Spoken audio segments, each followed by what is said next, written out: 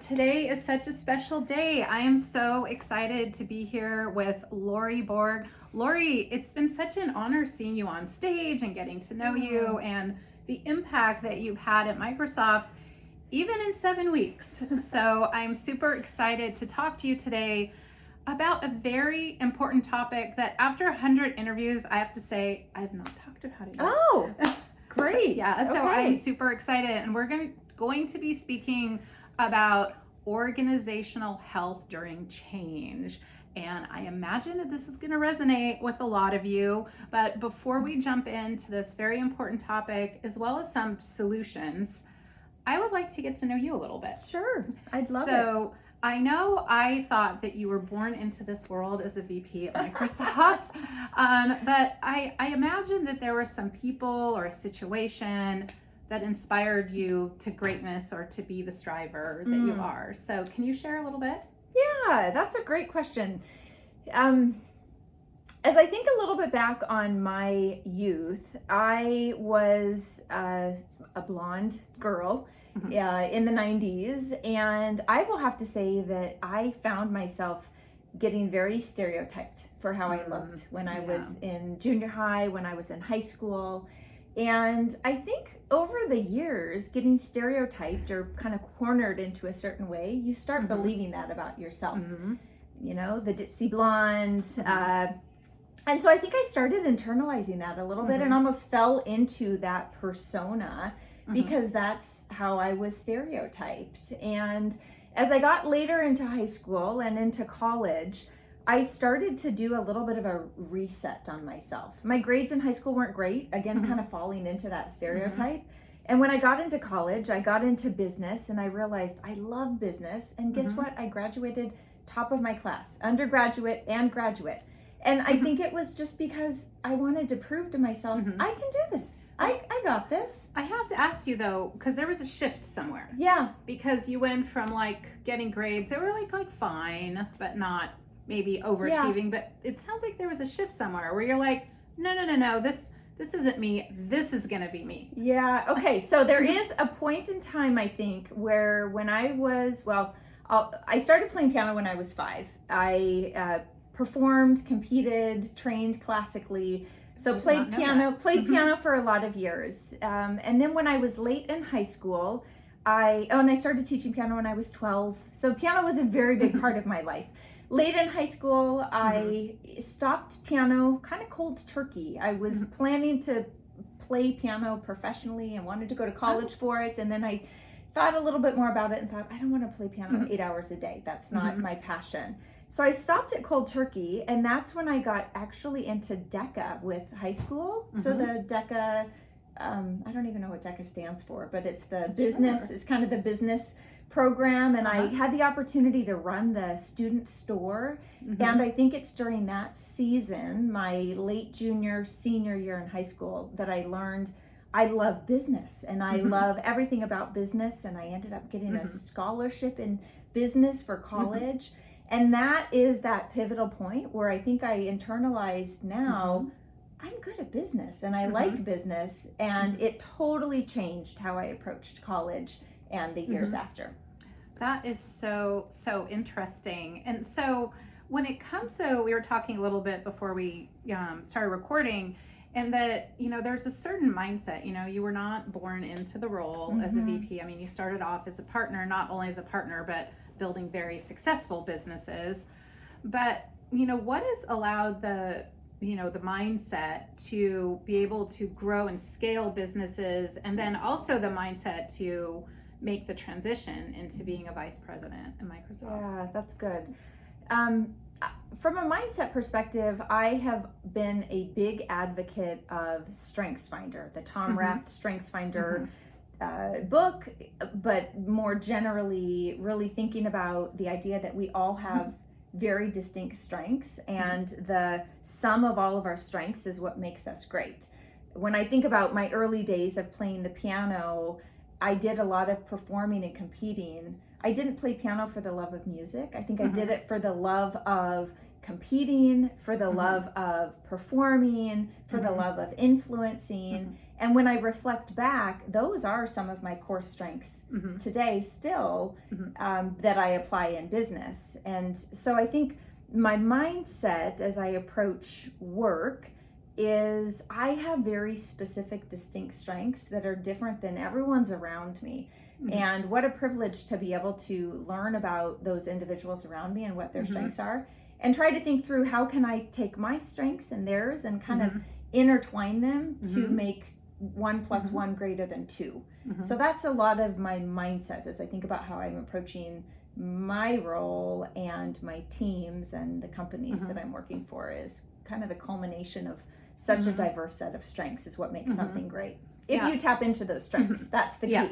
Yeah, I love StrengthsFinder. And so, you know, looking through the sports lens that I look through in high performance, it makes me think of team cohesion. Yes. You know, and it also not to date myself, but back when, you know, Michael Jordan joined the Chicago Bulls, which is a weird thing to compare to, but it was at first the Michael Jordan show, like, oh, just get the ball to him, get the ball to him. And you know what? They didn't win. Yeah. It wasn't until they kind of did what you were talking about until they started, you know, living into the legacy that we now know about them. So that seems super, super important. And so one thing that also really plays into what we're going to talk about, and that is organizational health. Yes. And so you're coming into a leadership role that is exciting, but probably doesn't come without its challenges, especially in the current economic climate and also current climate that we're in other areas. There's a lot. There's a lot going on in our world. There's a lot going on in our world. So when it comes to the organization, you know, I always say, you know, working with teams, you know, and it's a marathon, not a sprint. And so there seems to be a lot of fear-based leadership right now. So in other words, and, you know, I won't get gender specific in how that's being driven, but it tends to be, you know, there's pressure on numbers. I don't care how you do it, but just get it done. We got to hit the numbers. And it's very short-term fear-based thinking. And so it seems like organizational health is so important right now, because we can have some short-term gratification that creates long-term challenges. And so can you share a little bit about why organizational health is so important and why it's a focus, and then maybe give us a tip or two on like the first best step if we want to create that for ourselves? I would love to. Organizational health, I believe, is at the heart of any successful team. Without that organizational health, a team cannot function in a incredible way. Certainly a team can function, and you know, we have a lot of good individual contributors that can continue to run things forward. But if you don't have that core health of the team, you're never going to see those breakthrough moments or that exponential growth that you want. And when I think about organizational health, one of the anchors of organizational health, I do believe, is going back to that strengths topic around strengths-based leadership. I like the analogy that on a team, we are all different parts of the body, if you will, and to make it run effectively, we have the arm and the foot and the ear, and even the fingers are important. And the fingers, all of the different parts that need to come together. But in order to build that collective team that's strengths based, you need to know what everyone's strengths are. You need to spend a little bit of time with each individual internalizing what their strengths are, and also understanding what the strengths are of those around them. I think for me personally, looking back at, you know, some of my strengths that I had as a young girl are still my strengths today, and I it's easy to sometimes take those for granted. I think sometimes our strengths are so ingrained in us that we forget that not everyone has those same strengths. And oftentimes the things that will maybe frustrate us about somebody around us is that's some of their biggest strengths or what are driving the behavior. And so being able to kind of shift how we think about the people around us and look at they're doing things out of their strengths, as am I, and how do we complement one another rather than kind of battle against one another. So from an organizational health perspective, really first seeking to understand the strengths of those around us so that we can build a better collective whole. And then I think the second thing that's so important from an organizational health perspective is to get feedback from the organization. It is easy to kind of go about our days running teams and building businesses without being deliberate to stop and take the time to ask, how are you doing? How are we doing? What's working? What's not working? And that what's not working question having enough trust with the team for them to know she means it when she says what's not working. She wants me to tell her the bad as well as the good. And I want to pause you there because that is so important. And from a psychology standpoint, they have to feel safe. Yes. Yep. Like the organizational health seems like psychological safety is very important because I've heard time and time over again where people are afraid to say what's going wrong. They're like, no, it'll get delivered. Yeah, it's on time. And they don't feel safe. And then everything is just so much worse. So I love that you brought that up. And as a leader to create that psychological safety for them to really know that it's not bad, it's valuable. Yeah. And it's one of the greatest gifts I think that a leader can receive from someone on their team is genuine feedback. Feedback is such a gift, but you're right that safety, the psychological safety net needs to be there. And the way that is established is by building a culture of trust, which then anchors back to that organizational health.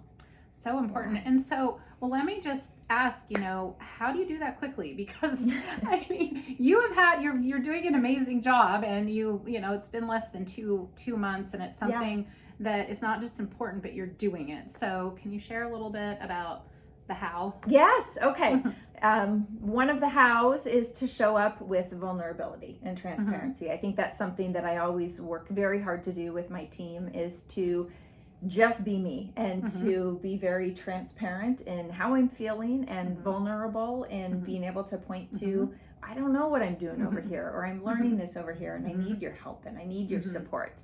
So being transparent and vulnerable is thing one. Thing two is creating a mechanism to be able to get that feedback. So something that I've implemented just recently is a very simple feedback form, like a pulse form. And I'm starting to work through how can I create a regular rhythm with my teams to be able to get regular input. And then I think also it's important, kind of step three, is it's not just getting the input, but it's acting on the input as a leader or as a leadership team. We can collect input all day long or feedback all day long, but if we're not demonstrating that we're doing anything with it, before you know it, we're going to start to lose trust and we're not going to get real feedback anymore. So that third thing is making sure that we can demonstrate to those around us, I heard you, this is what we're doing about it. Or even, I heard you and I'm sorry I can't do anything about that, but I'm going to do this over here instead. Or maybe that's on pause, but we will circle. But I heard just acknowledgement. Yeah. And so it sounds like not only just receive, like first is acknowledging receiving feedback, but also then the processing of it and the taking action and the consistency and kind of the system of the feedback. And it's just building that bi-directional feedback motion with the teams, and it becomes a culture that you're building by continuously asking for feedback, by focusing on creating a culture of continuous improvement, and by expecting that everyone on the team is also seeking to find ways to continuously improve what they're doing, how they're partnering with their peers, how they're contributing to the collective. Yeah, that seems really super important. And so last question on this is, how do you scale this? Because it's obviously important that you do it and you are the most important role model, but it seems like it's important for it to trickle down. Yes. So what would you recommend if someone's saying, okay, I got to do that, but I need help, my team, our organization has to do it? Yeah, that's a good question. So specifically, I think, how does that trickle down, or how do we scale this building a culture of trust and continuous improvement? I think first it's, doing the same thing. It's being vulnerable and transparent with your teams about how you're feeling and what you're seeing. And then it's also just taking advantage of some type of mechanism where you're capturing regular feedback. Challenging yourself, I think, all the time.